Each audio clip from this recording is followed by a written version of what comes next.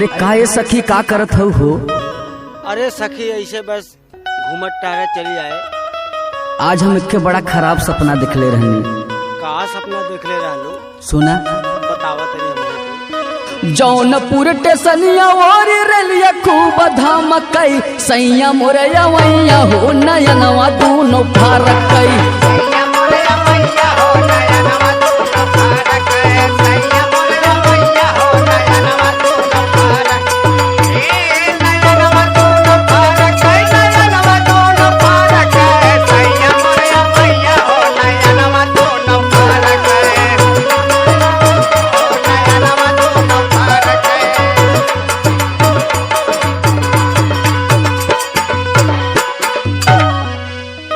सोनवा के थाली में जेवना परोसनी।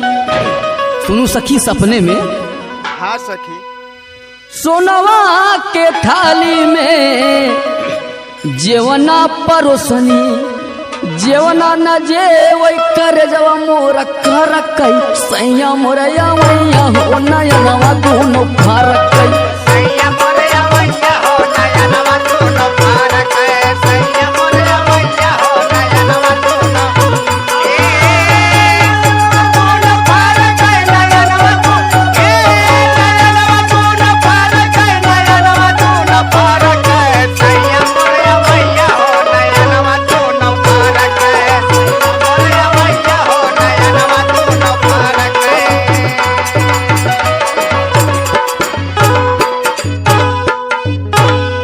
और सुना सखी आगे का दिखले रहनी। का हो का देखले रहलू बतावा।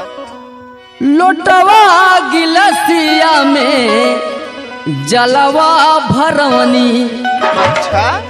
लोटवा गिलसिया में जलवा भरवनी पनिया न पिए गिलसिया भरा छलकई पनिया न पिए गिलसिया भरा छलकई राजा मोरया वैया हो नयनवा दोनों फारकई।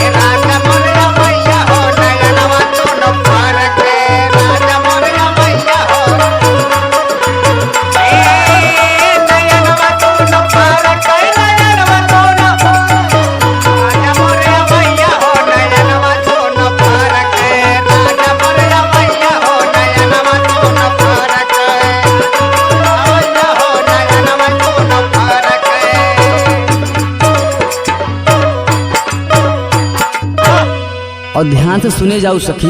हाँ सखी बतावा खूब ध्यान से सुनत हई हो। और का भय आगे।